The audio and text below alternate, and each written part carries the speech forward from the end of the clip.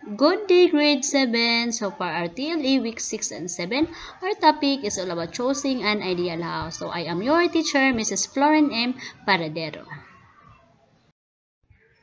Okay, so for our objectives, at the end of the lesson, the student should design one's future ideal house, following prescribed codes in building a house. And the last one, draw and describe ideal house. This video is for educational purposes only. Uploading it online or any social media platform is not allowed. Okay, so for our introduction, first, what do you visualize as your ideal house? Next, it is made of glass. Mao ba na ang imong gusto nga ibalay? Next, it is modern or indigenous ba? Katong mga amakan or mga unsa pa to siya nga atop, di ba? Or it is a villa or a simple condo unit. Okay, and then it is within the city or on top of the hill. Okay, and it is one that views the breathtaking scenery in a countryside. So, mo na siya ang imong mga ideal house, di ba? It depends upon you. Okay. Okay, so let's note first the meaning of the ideal house. So the ideal house should be made up of strong materials, has adequate space, is well ventilated, well built, aesthetically designed, and has a beautiful landscape. So, mao na siyang imong gusto nga ideal house, diba? So, kung ikaw personally magbuhat, kung magbig na ka, magka-family na ka, so na kay ideal house unsa imong gusto nga balay, diba? So, halimbawa kanang naga-boarding house pa karon nga mga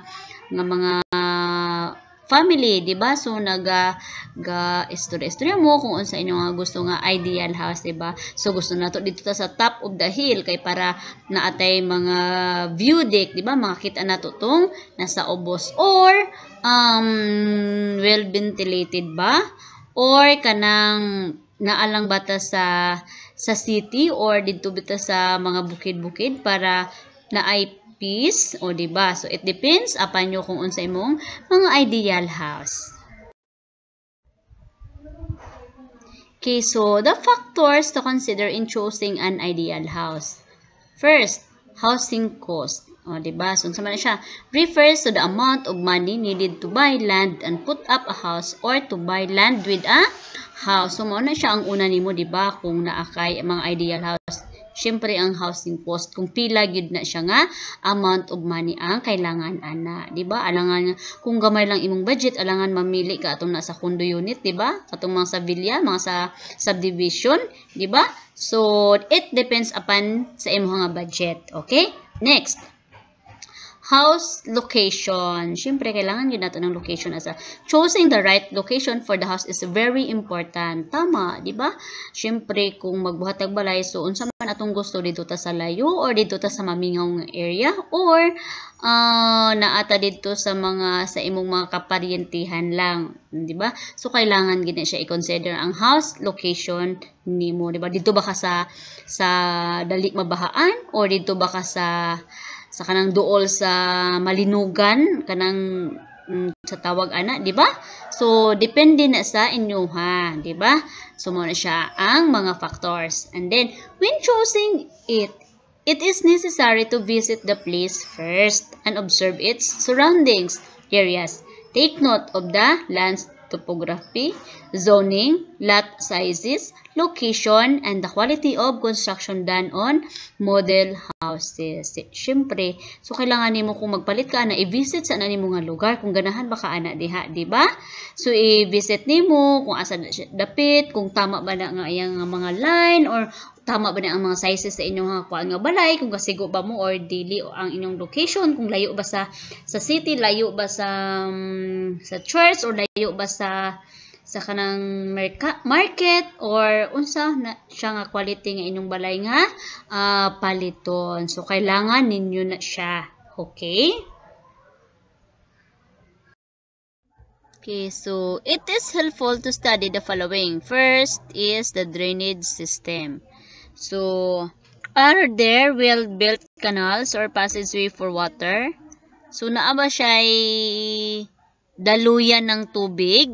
O, diba? Kung magbanyo mo, kung maghugas mo plato, diba? Kaysa mag-stock up lang, so kailangan nyo ang mga drainage system. Okay. Tulad lamang ng mga makikita nyo dyan sa larawan, diba? So, kailangan na ay diretso nga kuanan sa tubig. Daluyan ng tubig, diba? Okay, next. Letter B. Water and electric services. So, kailangan yun no ang water. O, kung asa mo nga side nga magbalay, so kailangan na ay tubig ug mga electric services. Kailangan yun na ang kuryente ug tubig, diba? Okay, next. Letter C. Security. So, kailangan ang inyong ideal house, kung asa man mo, so kailangan secure mo, diba? Or, diba, katang naa sa picture o is, kanang naaman na sila sa subdivision, so na sila mga security. Okay, diba? Okay, next, the boundaries. So, for example, kanang naa sa picture, diba? So, kailangan na agad mo yung mga boundaries. Dili kay diretso na din yung pikas nga balay, o kailangan na pa yung mga dalan para na may mga boundaries, diba? Okay, next. Letter E, roads. O, tingnan gyapon sa larawan, okay na. Kailangan na amoy mga proper way nga dalan ninyo. Paingon sa inyo ha, paingon man sa market or sa church or sa plaza or sa asa ninyo nga gusto. Dili kay mag-agi pa mo sa uban nga balay. So, di ba? Disturb or pangit. Di ba? Okay, next. Letter F. Amenities. So, unsa man ang amenities, ha? Are there provision for recreation centers like parks, shopping center, the market or commercial areas, schools, clinics, or hospital? So, ang inyong gibalhinan is dool sa ana nga mga amenities sa church, sa school ba, or layo ba kayo, dili mo maka-eskwela, or layo kayo yung church, mga dili mo makasimba. So, kailangan magpili mo ideal house ka ng maka-adto lang mo ana nga mga amenities, diba? So, kailangan mangguna ninyo. Kailangan nato po, diba? Okay. Next, letter G, the topography. So, is the terrain of the lot ideal for a one-story ba? Pang one-story ra ba? Or two-story or split level type of house? Mo, diba? So, sa inyong gusto eh. Is the land flat or sloping? It is near a creek. Okay. A corner lot, the edge of the mountain or cliff, naabas kilid sa kanang dalan nga delikado kay, or in between rows of houses. So, depende na sa inyong ideal house kung unsa inyo nga pilion ana, diba? So, kamo man ang nakahibalo. Okay, next, letter H. The houses. So, unsa man siya? If ready-made houses are available, so check on the following. So, kung magngita ako kag ideal house, kanang ready-made na ba nga house and lot or lot lang, tapos ikaw ang magpatukod na nga balay. So, is the architectural design suited to your taste? Ganahan ba ka sa iyang design?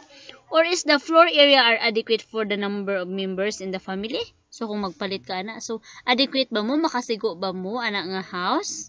Diba? Okay. Is the layout of the different rooms convenient and easily accessible? Okay, so kamo na ang magpili. So kailangan mo na siya makatabang kung mangita mong ideal house. Kana siya nga mga following. Okay, so naintindihan lang? Okay, so next is number 3, the design of the house. So unsa gani na siya? Okay, so factors to consider in choosing an ideal house. Diba? Una is housing cost.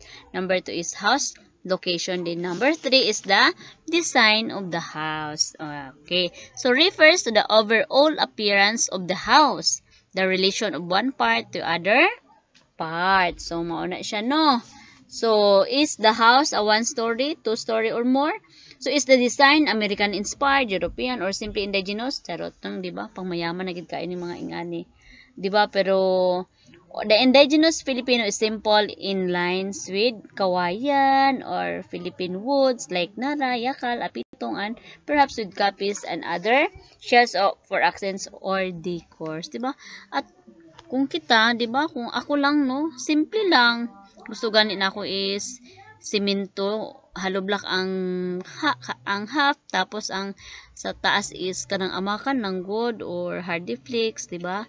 Para paglinog dili kayo delikado. So samtang bata pa mo mag-imagine na mo sa inyong mga ideal house. Okay.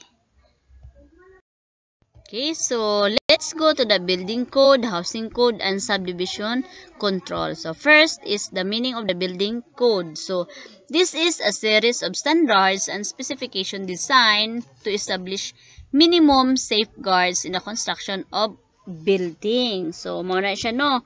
Its aim is to protect the family members who live and work in buildings from the fire and other hazards and establish regulation to further protect the health and safety of the public. So muna siya, kailangan magtukod ka na ay building code nga inyuhang sundod. So kailangan kanang ligon siya, dili siya maka-disturbo kung in times nga maglinog, mahugno diri, so tapos daghan ang madamage ng mga tao. Okay, next is the housing code. So this is an application of the government police power by a local ordinance setting the minimum standard for safety, health, and welfare of the occupants of the house. Okay, so muna siya, no. So it covers three main areas. So first, the supplied facilities in the structure such as toilet, bath, and sink. Okay, then letter B, the level of maintenance, which include both structural and sanitary maintenance like leaks in the roof or broken banisters, cracks in the wall. So muna siya. Then letter C, the occupancy, which concern the size of dwelling units and rooms of different types. So the number of people who can occupy them. And then the last one is the subdivision control. So unsa man na siya? This refers to the way in which a subdivision's land is to be divided and made ready for development. Okay, so subdivision developers should provide a survey and plot the planned area to provide home buyers the information for future streets, commercial and recreational areas, and boundary lines of home lot. So, mauna siya, no? So, when you buy a house, you are getting a place to live in and you are making an investment. Tama, di ba? Kung mapalit ka, so investment na nimo siya. O, di ba? So, naamoy mga kabilin sa inyong mga anak, sa inyong mga kaanakan, apuhan ba? Okay. Okay, so grade 7, let's remember this. Okay, first, the two factors to consider in choosing a suitable house is financing and location. Next is, in choosing a good location, it is helpful to study the following: the drainage system, water and electric service, securities, boundaries, roads, amenities, topography, house, and the design of the house. And then the last one is the regulation governing housing are the building code, housing code, zone code, and subdivision control. So, i-remember na ninyo, ha? Okay, so para sa inyong activity, draw or sketch your ideal house. So, i-drawing niyo sa isang bond paper at lagyan ng color. Dili kay naka-drawing mo, nga basta na lang mo naka-drawing sa inyong balay-balay. So, ilan-skipan pod ang gawa sa inyong nga balay. Then, basta kay colorful ang inyong pagkabuhat. Okay, so naintindihan lang? Okay. Okay, so thank you and God bless grade 7.